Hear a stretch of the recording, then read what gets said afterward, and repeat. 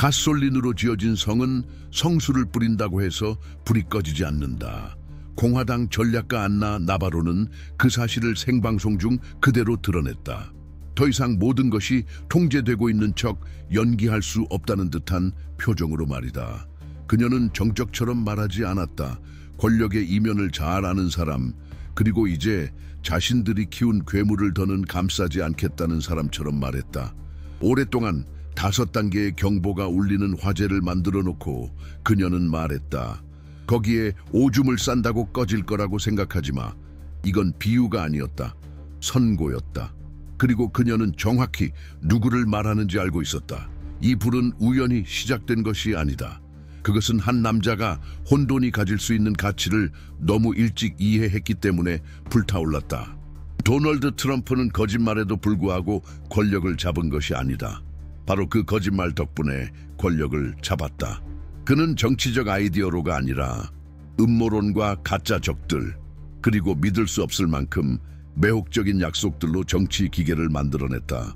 그 연료는 두려움, 산소는 분노, 불씨는 끝없이 부풀어 오르는 자. 그 결과는 지금 모두의 눈앞에 있다. 안에서 타오르며 스스로의 환상 아래 붕괴하고 있는 나라. 하지만 이 불길을 걷잡을 수 없게 만드는 것은 말이나 행동만이 아니다. 바로 그것을 믿은 사람들이 있다. 수백만 명이 그 서사를 받아들이고 신화를 껴안았으며 한 남자를 상징으로 만들었다. 이제 그 상징이 무너지고 있으며 그 추종자들은 그가 무엇을 숨기려 하는지 묻기 시작했다. 더 무서운 건 그런 질문은 더 이상 좌파에서 나오지 않는다. 내부에서 터져 나오고 있다. 그의 편에 섰던 목소리들, 한때 그를 맹목적으로 옹호하던 사람들, 심지어는 허상을 갈망하던 지지자들조차 무대 중앙에서 썩어가는 정치적 시체의 냄새를 맡고 있다. 여기서 모든 것이 복잡해진다. 이것은 단순한 이미지 위기의 문제가 아니다. 너무 커져버린 거짓말의 연쇄 반응이다. 수년간 편집증과 우상화, 원한으로 먹여 키운 괴물, 그리고 이제 그 괴물이 자신을 만들어낸 자들의 문을 긁으며 아무도 더는 지어낼 수 없는 답을 요구하고 있다. 에프스타인 사건은 이 도덕적 지진의 진앙이다. 새로운 이야기라서가 아니다. 이전의 사기극들과는 달리 이건 트윗이나 밈, 준비된 농담 한 줄로 덮을 수 있는 일이 아니기 때문이다. 친구였다는 사실을 가짜 뉴스라며 부정할 수 없다. 수년간의 사진, 파티, 전용기 동행, 사교 이벤트에 나란히 나온 기록들이 있으니까 샴페인을 마시며 웃고 있는 사진이 수없이 존재하는데 부인할 수 없다.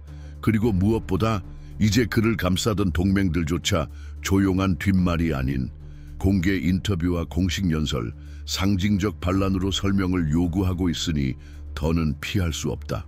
트럼프가 오랜 시간 가꿔온 지지층이 그에게 등을 돌리기 시작했다. 꿈에서 깨어났기 때문이 아니라 그 꿈이 악몽으로 바뀌고 있기 때문이다. 그리고 가장 충격적인 건 부패로부터 국민을 지켜주겠다던 그가 많은 이들의 눈에 이제는 자신이 싸우겠다고 말했던 바로 그 시스템의 일부, 때려야 뗄 수 없는 존재로 보인다는 점이다. 구세주를 가장한 배신자. 하지만 그보다 더 불길한 일이 벌어지고 있다.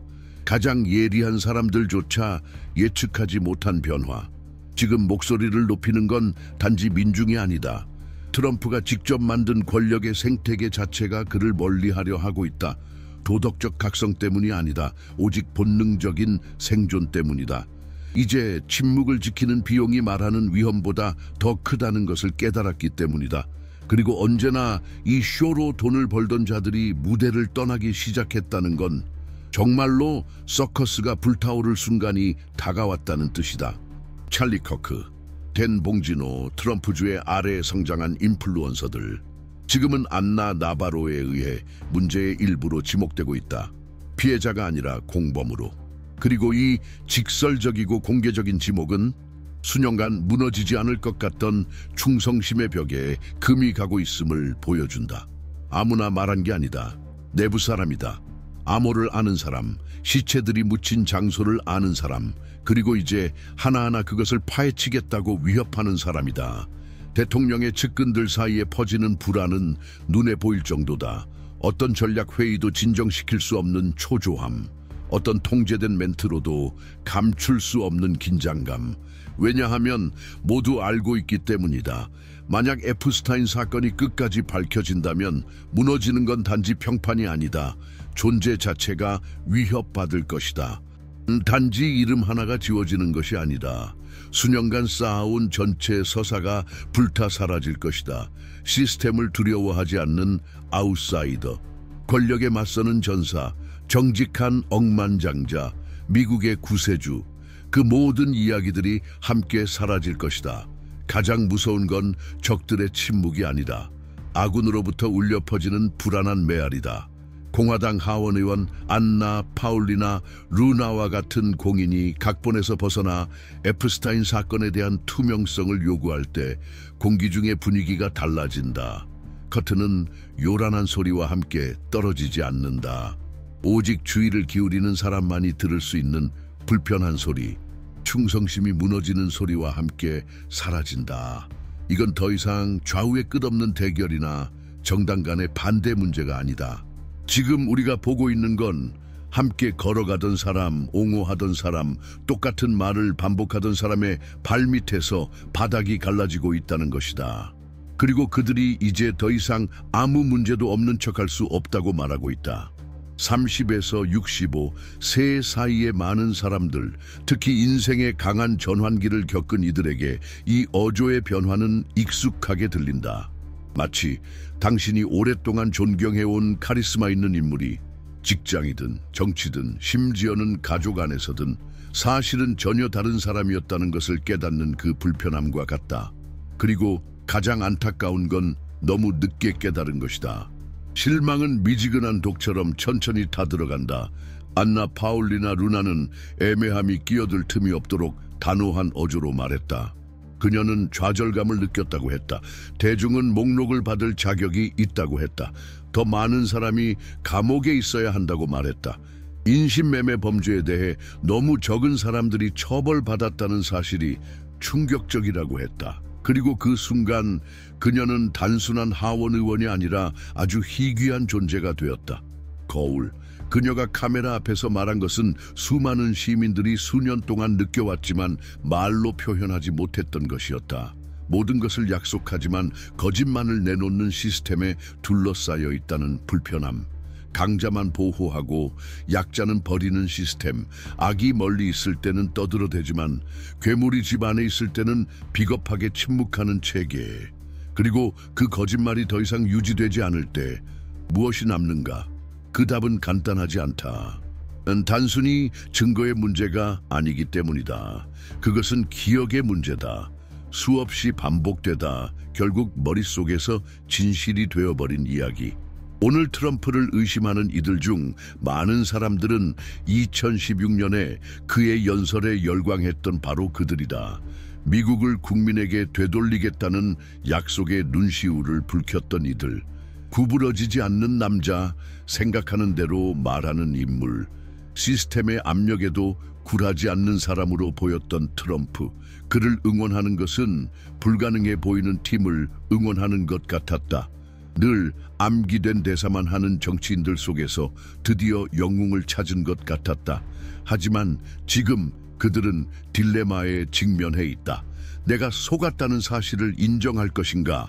아니면 더는 옹호할 수 없는 것을 계속 옹호할 것인가? 그리고 그 고통은 단순히 정치인을 무너뜨리는 것이 아니다. 그것은 자기 정체성 자체를 흔든다.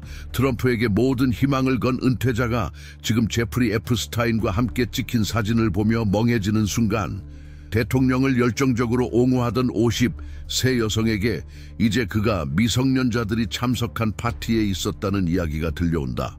드디어 진짜 지도자가 등장했다고 자랑하던 가장이 이제 자녀들에게 어떻게 그 남자가 세계가 다 아는 사실을 시침이 뚝대고 부정하는지 설명해야 한다. 이 사람들은 트럼프에게만 화가 난 것이 아니다. 자기 자신에게도 화가 났다. 하지만 분노는 교묘한 감정이다. 출구를 찾지 못하면 더 악화된다. 완전한 냉소주의로 모두가 똑같다. 모든 것이 쇼다. 진실은 존재하지 않는다는 믿음. 그리고 사회가 그 지점에 도달했을 때 그들은 단지 한 대통령만 잃는 게 아니다. 꿈꾸는 능력 자체를 잃는다. 안나 나바로는 한 걸음 더 나아갔다. 그녀는 분명히 말했다. 트럼프와 에프스타인은 동료도 우연히 알게 된 사이도 아니었다. 그들은 가까운 친구였다. 15년 동안 함께 파티에 참석했고 서로의 비행기를 타고 다녔다. 서로의 결혼식에도 참석했다. 이 사실을 부정하는 것은 국민의 지능을 모욕하는 일이다. 이 말을 함으로써 그녀는 단지 루머를 반박한 것이 아니다. 하나의 거품을 터뜨린 것이었다. 신문 기사를 무시하는 것은 쉽다. 모든 것을 음모론이라고 부르는 것도 쉽다. 하지만 그 고통이 당신 집 문을 두드릴 때는 어떨까? 당신의 22살 딸이 인권운동가로 활동했다는 이유로 가족의 가치를 지킨다는 정부에게 인종차별적 모욕을 당했을 때, 전쟁에 참전했던 당신의 동생이 정부가 억만장자들에게 세금 감면을 해주느라 건강보험 지원을 받지 못하게 되었을 때, 세금을 성실히 내고 정의를 믿었던 당신이 부유한 소아성애자는 무사히 빠져나가고 기자들만 입막음 당하는 걸 보았을 때, 지금 많은 이들이 딱 그 지점에 있다. 단절의 지점이다. 안나 나바로가 분명히 한 건 이제 이것은 더 이상 의견의 문제가 아니라는 것이다. 인격의 문제다. 감정적 성숙도의 문제다. 그리고 무엇보다 리더십이 연극이 아니라는 것을 아는 문제다. 트럼프가 단 한 번도 보여주지 못한 것, 겸손함을 요구하는 책임감의 문제다. 이건 단지 포식자와의 어두운 인연 문제만이 아니다. 자신의 잘못을 인정하지 못하는 무능력, 타인을 탓하는 집착, 그리고 78살이 되었음에도 불구하고 성장하기를 거부하는 감정적 미성숙함, 여성을 역겹다고 부르고 피를 무서워하고 미국 대통령직을 리얼리티쇼의 대기실로 바꾸어 놓는 남자, 그리고 더 끔찍한 건 죽은 이들, 다친 이들, 약한 이들을 비웃는 자신에게 아무런 거리낌이 없는 사람. 그래서 수많은 이들이 이렇게 묻는다. 왜 우리는 그걸 못 봤을까?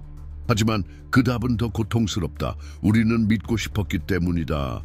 복잡한 문제에 단순한 해답을 원했다. 우리는 영웅을 원했다.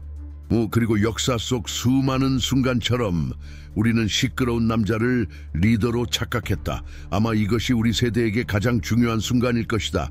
그 환멸을 똑바로 마주보고 그것으로 무언가를 해야 하는 순간, 같은 실수를 반복하지 않는 것, 다시는 카리스마에 감금당하지 않는 것, 트라우마가 냉소로 바뀌지 않도록 하는 것, 그리고 대신 재건하는 것. 더 차분하게, 더 많이 듣고, 더 많이 요구하면서 그런 재건을 위해서 세상을 바꾸는 이 남자들이 누구인지 이해하는 것은 필수다. 그들의 어린 시절, 청소년기의 집착, 계산된 선택, 끝내 인정하지 않는 실수들. 그래서 우리는 도널드 트럼프와 시진핑처럼 세계의 흐름을 결정짓는 대통령들의 전기를 담은 특별한 이북을 준비했다. 이 지도자들의 뿌리, 그들을 움직이는 동기, 숨겨진 약점, 그리고 가장 깊은 야망을 이해하는 것이야말로 오늘을 더 명확히 파악하고 내일을 더 현명하게 준비하는 열쇠다. 이북은 고정 댓글에서 확인할 수 있다. 그런데 대체 미국은 어쩌다 이 지경에 이르렀을까? 미국 땅에서 태어나 커리어를 쌓고 살아가던 한 여성이 왜 갑자기 자신이 살아있을 자격이 있다는 것을 증명해야 하게 되었을까? 평온할 권리, 거리를 자유롭게 걸을 권리를 왜 설명해야 하는 걸까? 도대체 언제부터 단순히 존재하는 것 자체가 수백만 명에게 위험이 되었을까? 그 답은 단지 선동적인 연설에만 있는 것이 아니다. 그건 차갑게 설계된 공공정책 속에 있다. 철저히 보호된 사무실에서 서명된 서류들, 신속 추방이나 추방 우선순위 재조정 같은 표현이 인간성, 연민, 정의 같은 단어들을 대신할 때 거기에 답이 있다.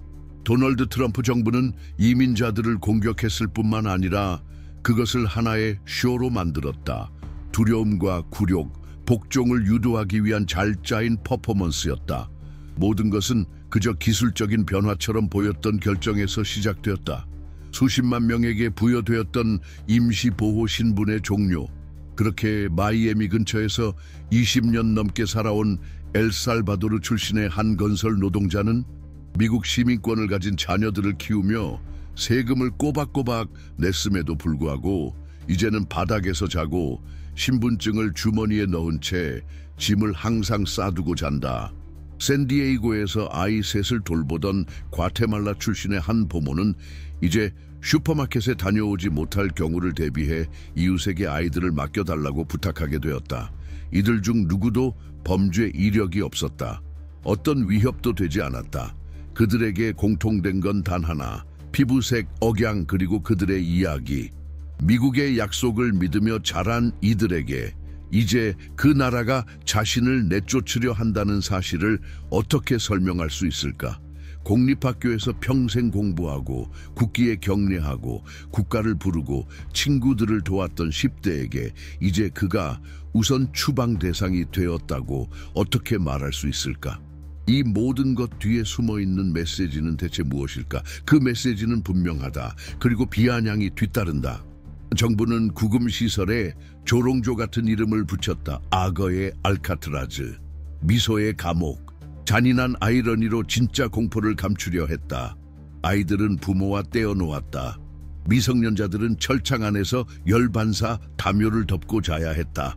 직원들은 아이들의 손을 잡지 말라는, 안아주지 말라는, 위로하지 말라는 지시를 받았다.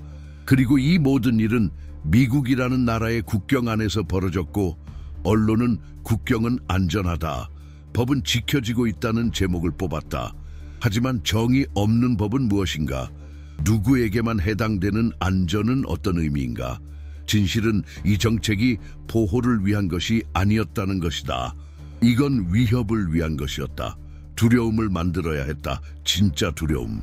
집을 나서는 것이 두렵고, 출근이 두렵고, 병원에 가는 것이 두렵고, 아이를 학교에 등록시키는 것도 두려운 현실.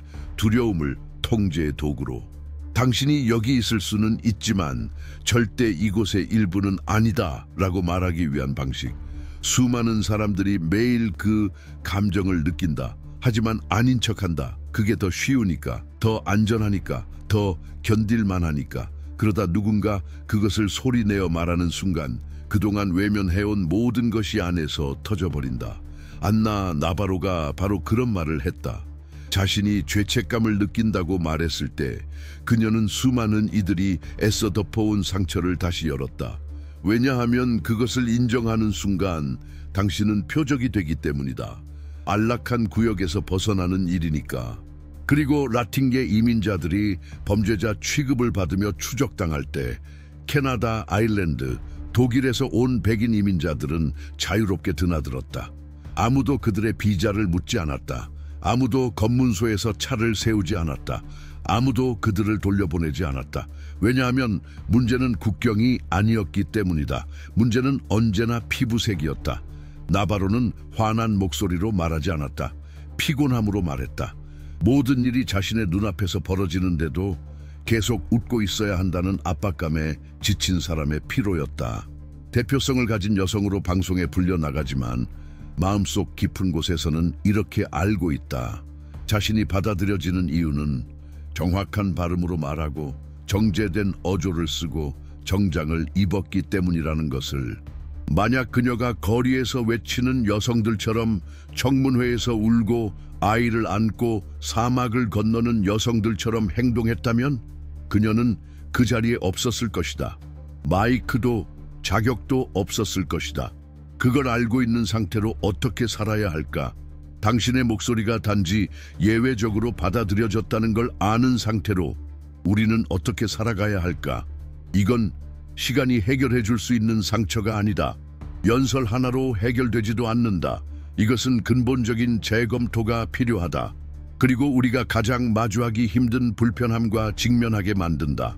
우리가 오늘날 어떤 존재가 되었는지는 일부러든 무의식적으로든 배제 위에, 침묵 위에, 우리의 고통은 아니었지만 받아들여온 고통 위에 세워져 있다는 사실. 그리고 누군가 그 침묵의 계약을 깨뜨리는 순간 모든 것이 달라진다. 진실은 그런 힘이 있다. 진실은 위로하지 않는다. 진실은 자극한다. 진실은 끌어당긴다. 진실은 구조를 무너뜨린다. 그리고 당신이 여기까지 이 이야기를 듣고 있다면 어딘가에서 이 이야기가 당신에게도 닿았다는 증거다. 이 이야기가 당신 안에 있는 무언가를 건드렸다면 이 영상을 좋아요로 남겨주세요. 필요한 사람들과 공유하고 이 대화를 이어가고 싶다면 채널 구독도 잊지 마세요. 세상은 우리가 관객이기를 멈추고 주체가 될 때 진짜로 바뀝니다. 어쩌면 지금이 우리 세대의 그 기회일지 모릅니다. 모두가 침묵할 때 여전히 말을 멈추지 않는 사람을 어떻게 잠재울 수 있을까? 돈으로, 거래로, 그리고 언제나 똑같은 대가를 요구하는 수십억 달러 규모의 합병으로. 그 대가는 바로 자율성이다. 말해야 할 것을 말할 자유. 스카이댄스 미디어 그룹이 구 CBS와의 합병으로 탄생하는 새로운 방송국에서 다양성, 형평성, 포용의 모든 흔적을 제거하겠다고 공식 문서를 통해 약속했을 때 여전히 현실을 외면하지 않는 이들에게는 분명해졌다. 그들의 목표는 중립이 아니다. 목표는 정렬이다. 새로운 권력의 음악에 춤추지 않으면 교체된다. 아무리 필요한 사람이어도, 아무리 진실을 말했어도 불편하게 만들면 퇴출이다. 그것이 이 나라에 대해 말해주는 것은 무엇일까? 검열은 옷만 바꿔 입었다. 이제 그것은 상업 전략이라는 포장지 속에 숨어 있다. 더 이상 마이크를 끄는 주체는 정부가 아니다. 그것은 투자자, 경영진, 사모펀드의 소유자들이다. 언론의 자유는 애국적인 슬로건과 책에서 낭만적으로 칭송되던 그 이상이 아니다. 이제 그것은 편의의 문제다. 그리고 2025년의 편의에는 이름이 있고 성이 있고 권력 네트워크로 두둑이 채워진 지갑이 있다. 하지만 어쩌면 바깥에서 지켜보던 이들에게 가장 아팠던 건 스티븐 콜베어의 퇴출 자체가 아니었을지도 모른다. 그것은 말을 해야 할 사람들이 조용히 있었던 안락한 침묵이었다. 업계 내부에서 분노의 목소리가 들리지 않았다는 것. 왜냐하면 그런 거대한 이름이 사라지는데 내부에서조차 아무도 소리치지 않는다면 대중이 받는 메시지는 하나다. 저런 사람도 무너질 수 있다면 누구든 무너질 수 있다. 얼마나 많은 기자들, 제작자들, 작가들, 진행자들이 자신이 다음일지 모른다고 생각했을까? 얼마나 많은 이들이 자신의 원고를 보며 이 문장은 감수할 만한 가치가 있을까라고 자문했을까? 얼마나 많은 농담이 시험해보기도 전에 삭제되었을까? 단지 그 후에 울릴 전화 한 통이 두려워서? 그리고 당신은 지금껏 몇 번이나 진짜 하고 싶은 말을 2번 생각한 적이 있었나? 이건 거리의 탱크 없이도 충분히 작동하는 억압의 방식이다. 그것은 계약서 안에 퍼져 있고 조항 속에 숨어 있고 차가운 회의실에서 기술적인 언어로 말해진다. 명확하게 입 다물라고 명령하지 않아도 모두가 침묵이 가장 안전하다는 걸 이해하는 방식. 콜베어의 퇴출은 단지 한 진행자의 해고가 아니다. 그것은 하나의 온도계다. 말로 먹고 사는 모든 사람들을 향한 신호다. 이제는 유머조차도 감시받고 있다는 경고다. 보이지 않는 필터들이 어떤 말은 울려 퍼질 수 있고 어떤 말은 사라져야 한다고 결정한다. 하지만 왜 하필 지금일까? 어쩌면 진실이 너무 커져서 더는 외면할 수 없기 때문일지도. 어쩌면 기존의 내러티브가 더 이상 소나기 안에 머물러 있지 않기 때문일지도. 어쩌면 거짓말이 점점 힘을 잃고 있기 때문일지도. 그리고 거짓이 흔들릴 때 권위주의는 방역한다. 절대 논리로가 아니라. 이런 상황에서 여전히 말의 힘을 믿는 사람에겐 무엇이 남을까? 저항은 대형 스튜디오에서 오지 않을 것이다. 그것은 직접적인 연결에서 올 것이다. 시청자에게서, 공유하는 사람에게서, 비겁함이 승리하지 않도록 거부하는 사람에게서. 그것은 여전히 감동하고 분노하고 누군가에게 자신이 보인다고 느끼는 것이래서부터 시작될 것이다. 그것은 아이러니와 지성, 용기가 아직 숨 쉴 수 있는 온라인 공간에서 자랄 것이다. 그것은 작은 목소리에서, 집에서 찍는 방송에서, 평범한 사람들의 밤늦은 대화 속에서 나온다. 왜냐하면 생각을 말할 권리를 잃는 순간 우리는 모든 것을 잃기 시작하기 때문이다. 하지만 아직 그 사실을 모르는 이들이 있다. 어떤 사람들은 콜베어에게 일어난 일이 단지 또 하나의 기업 결정일 뿐이라고 생각한다. 과장이라고 생각한다. 피해망상이라고 치부한다. 다 지나갈 거라고 믿는다. 그런데 정말 지나가는가? 전쟁터를 취재하던 기자들이 사라지고 돌아오지 않았을 때 그건 지나갔던가? 정치적 민감함을 건드렸다는 이유로 예술가들이 금지당했을 때 그건 지나갔던가? 공공도서관들이 금서 목록을 받기 시작했을 때 그것도 그냥 지나갔던가? 아니면 그 모든 것이 쌓이고 쌓이다가 우리가 이미 너무 늦었다는 걸 뒤늦게 깨닫는 건 아닐까? 스티븐 콜베어가 없는 지금, 그것은 하나의 공백이다. 단지 황금 시간대의 공백이 아니다. 이 나라의 비판적 풍경 속에 생긴 구멍이다. 그 자리는 용기, 날카로운 풍자, 터무니없는 현실 속에서도 진지함을 잃지 않던 웃음이 있던 자리다. 그 자리는 혼란 속에서도 가장 필요한 질문을 던지던 사람의 자리였다. 당신은 정말 이 상황이 괜찮습니까? 다음 장면을 상상해보자. 워싱턴 중심부에 있는 한 공공 건물, 한때 생동감 넘쳤던 공간, 지금은 움직임이 없어서가 아니라 공포 때문으로 조용하다. 행정팀은 마치 달걀 위를 걷듯 조심스럽고 보좌관들은 회의 중에도 서로를 의심 어린 눈으로 바라본다. 이전에는 전략과 계획으로 가득하던 회의실 안에서는 이제 단 한 가지 주제만이 오간다. 이 임기를 어떻게 버틸 것인가? 정치적으로가 아니라 제도적으로, 구조로서, 대학으로서, 사상으로서 살아남는 것. 그것이 바로 컬럼비아 대학교에서 일어난 일이었다. 군사적 공격도 없었다. 법원 명령도 없었다. 있었던 건 훨씬 더 잔인한 것, 은밀한 협박이었다. 수십억 달러에 이르는 연방 자금이 인질이 되었다. 대통령의 뜻에 굴복하지 않으면 끊기겠다는 식이었다. 그리고 이 대통령은 이제 복수를 정부 정책으로 바꾸고 있었다. 이 사건은 언론의 주요 기사로 다뤄지지도 못했다. 하지만 그 내부에 있었던 이들에게는 포위전과 다름없었다. 전쟁을 선포하진 않았다. 그저 부드러운 말투로 곧 끊길 수 있는 수표를 흔들며 말했다. 물러서지 않으면 굶어 죽는다. 대학은 굴복했다.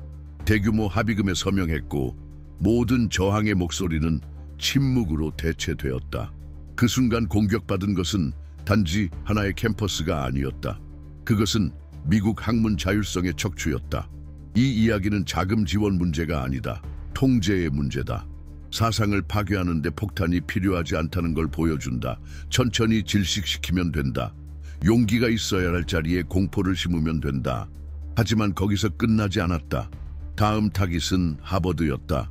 미국 지성 엘리트의 상징이자 수많은 대통령, 판사, 과학자들을 길러낸 가장 전통적인 교육기관. 왜 공격 대상이 되었을까? 학생들이 권력을 비판할 수 있게 했다는 이유, 비판을 허용했다는 이유, 수많은 필터가 존재함에도 불구하고 여전히 사유가 존재할 수 있는 마지막 공간 중 하나였다는 이유. 트럼프는 소리 지를 필요도 없었다.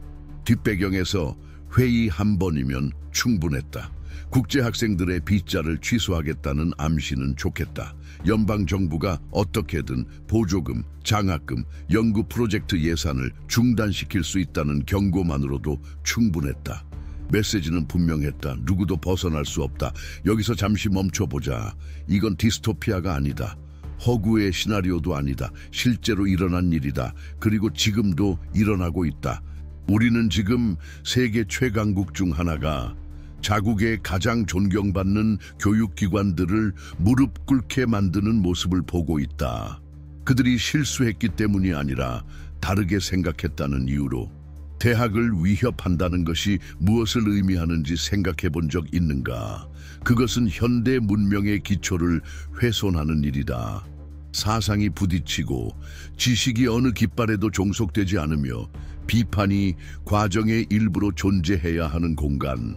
그 공간이 파괴되면 훼손되는 것은 단지 교육이 아니다. 그것은 문화이며 미래이며 집단 기억이다. 하지만 어쩌면 이 모든 것이 단지 표면일 뿐일지도 모른다. 대학을 탄압하는 그 이면에는 훨씬 더 전략적인 의도가 있다. 비판적 사고를 공격하는 동시에 수능적 지식을 찬양하는 흐름이 따라온다. 연구 대신 선전, 토론 대신 구호, 의문 대신 강요된 확신. 그들의 목표는 사유의 공간을 자동 승인 시스템으로 바꾸는 것이었다. 논쟁을 피하도록 설계된 프로토콜, 평판에 해가 될 수 있는 위험을 평가하는 내부위원회, 강연 하나도 허가받기 위해 심사를 받아야 한다. 불편할 수 있다는 이유로 삭제되는 도서관의 책들, 의미 없는 껍데기만 남은 문화센터들. 당신은 상상할 수 있는가? 예술조차 사전 검열을 받아야 하는 나라에서 살아가는 것을. 하지만 바로 그 방향으로 가고 있다. 대학이 굴복하면 출판사도 무너진다. 출판사가 무너지면 문학의 어조가 달라진다. 문학이 달라지면 집단 상상력은 시들어간다. 말할 게 없어서가 아니라 말할 수 있을지 몰라서. 그렇게 민주주의의 외피를 쓴 침묵의 문화가 만들어진다. 계약서, 공모전, 합병 계약서.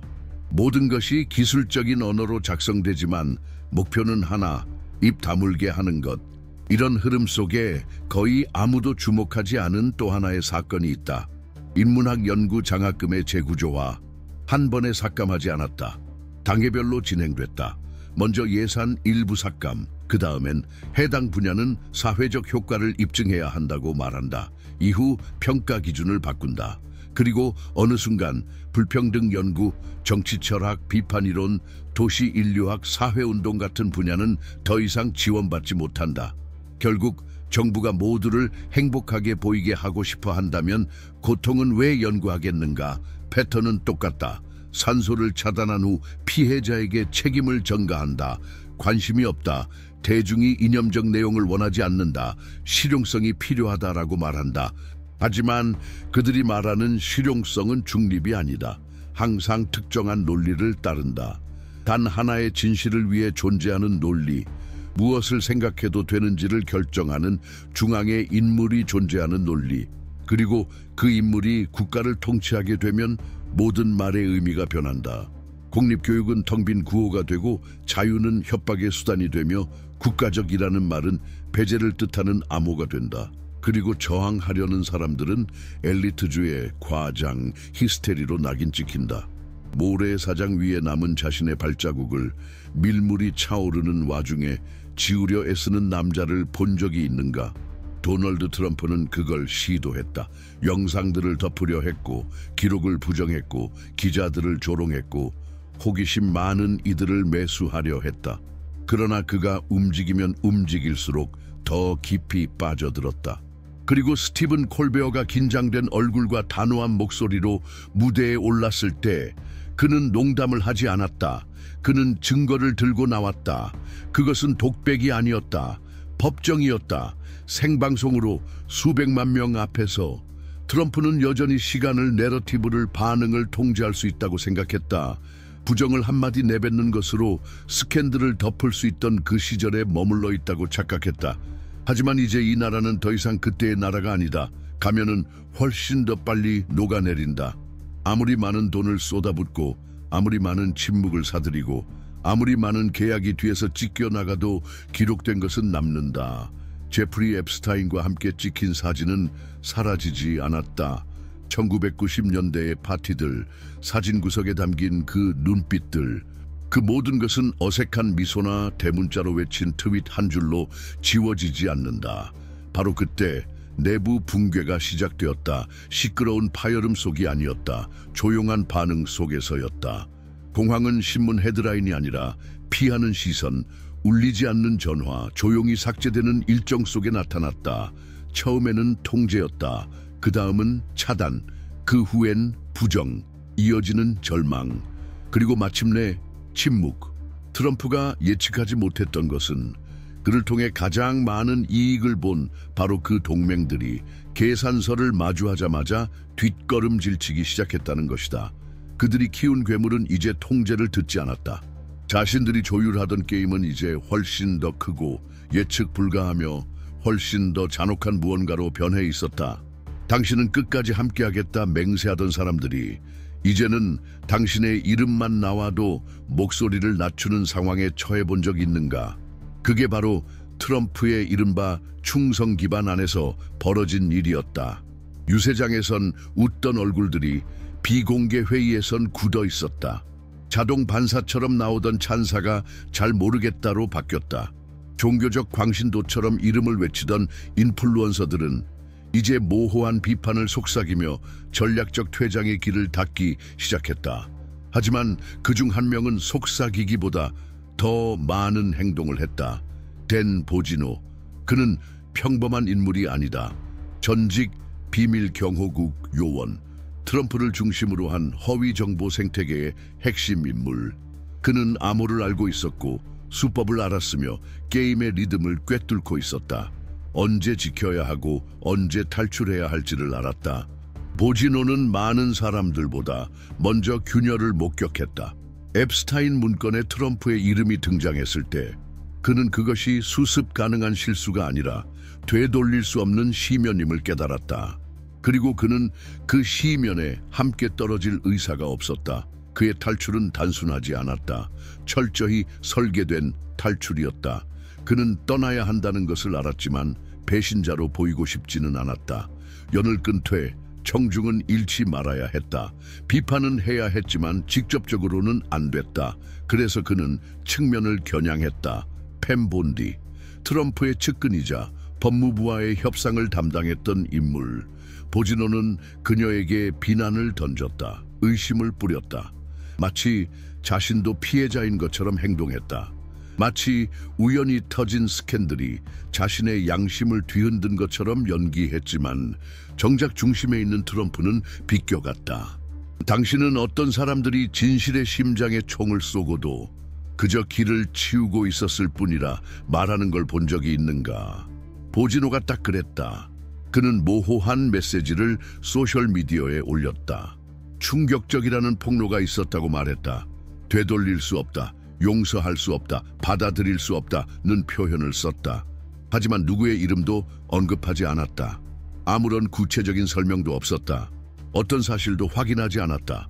그저 먼지를 날리게 두고 시선을 자신이 아닌 다른 곳으로 돌리게 했다. 그건 연출된 움직임이었다. 왜냐하면 그는 뭘 걸고 있는지 잘 알고 있었기 때문이다.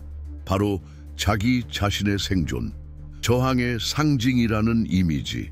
트럼프 옆에 있다가 증거가 견딜 수 없을 만큼 쌓이면 같이 침몰할 것이다. 하지만 정면으로 탈당하면 그는 배신자로 낙인 찍혀 태워질 것이다. 그래서 그는 세 번째 길을 택했다. 실망한 자의 영이. 그런데 왜 이게 중요한가? 왜냐하면 하나의 운동이 무너지는 건 외부에서가 아니라 내부에서 시작되기 때문이다. 희망을 지탱하던 얼굴들이 이제는 자신만의 브랜드, 자신만의 팟캐스트, 자신만의 생존만을 위해 움직이기 시작할 때 하나의 시대는 비명이 아니라 부재로 끝난다. 회피로 끝난다. 난 거기 없었어. 그건 몰랐어. 나도 여러분처럼 속았던 거야. 바로 그 지점에서 권력은 지배가 아니라 잔해가 된다. 외부의 압력 때문이 아니다. 허상이 시장 가치를 잃었기 때문이다. 신화가 더는 감동을 주지 못하기 때문이다. 공포의 대상이던 인물이 이제는 반복적으로 느껴지고 쓸모없고 작게만 느껴지기 때문이다. 왜 가장 크게 외치는 사람을 그렇게 쉽게 믿게 될까?